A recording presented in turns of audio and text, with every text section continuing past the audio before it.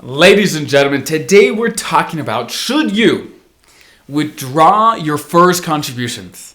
The amount of money you pay into the FERS pension system, should you take that out if you leave the government early? Let's dive in. Now, if you're new to the channel, welcome. So good to have you. My name is Dallin Haas. I'm a financial planner who serves federal employees just like you to try to answer all these tough questions, make sure you get the most out of your benefits, and retire confident. So, what are we talking about here today? When you look at your paycheck, your pay stub, you'll see that as a federal employee, there's a bunch of things that come out of your pay, whether it is saving into TSP, taxes, Social Security, Medicare, all your insurance. But there is one line item that is you paying into the FERS pension system, okay? So let's say this is the FERS system. Every paycheck, you put money into the system, and this is the system that will one day pay your pension if you're fully eligible for a pension. So sometimes when I'm talking about this, people assume I'm talking about TSP, pulling out TSP contributions, but no, I'm not. Again, every paycheck you pay into the FERS system, and this will fund your pension one day, your benefits in retirement. Now, a couple things to think about is the vast majority of the time you should not pull these contributions out. Well, let me define what I'm talking about.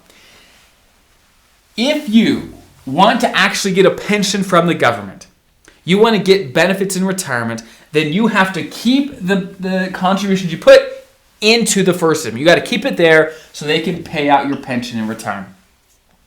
But there are some situations where you may not want the pension, you would rather just pull your money out entirely and get a refund of everything you contributed.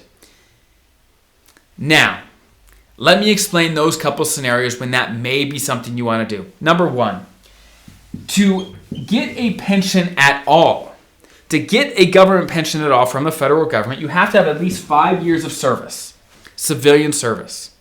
And if you don't have at least 5 years of service and you leave the government and you don't expect to ever come back, then you can choose to pull money, the contributions out of the FERS system because you're not going to be eligible for a pension. So in my opinion, that would be a no-brainer. You say, hey, this is not worth anything to me, might as well pull the money out. Now, it's never a huge amount of money, but it'll be something. It'll be something, okay? Or here's another scenario. Let's say you've got 7 years of service. 7 years of service. So technically, as long as you have more than 5, you could get a pension one day. But let's say you're 29 years old and you've got 7 years of service.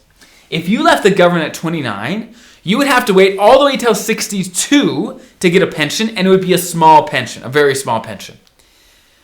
So someone who's 29 years old may say, look, I could keep my contributions in the system for the next 30 years and get a very small pension when I'm 62.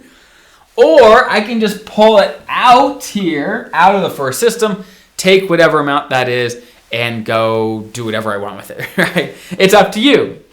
So basically, if you're really, really far from retirement, and you're not worried about getting the pension, or it's really small, or you have less than 5 years, you may want to pull your contributions out of the system. But if you want to get a pension, if you want to keep any of the benefits like the health insurance, any of that, of course, you want to keep your contributions in the system, okay?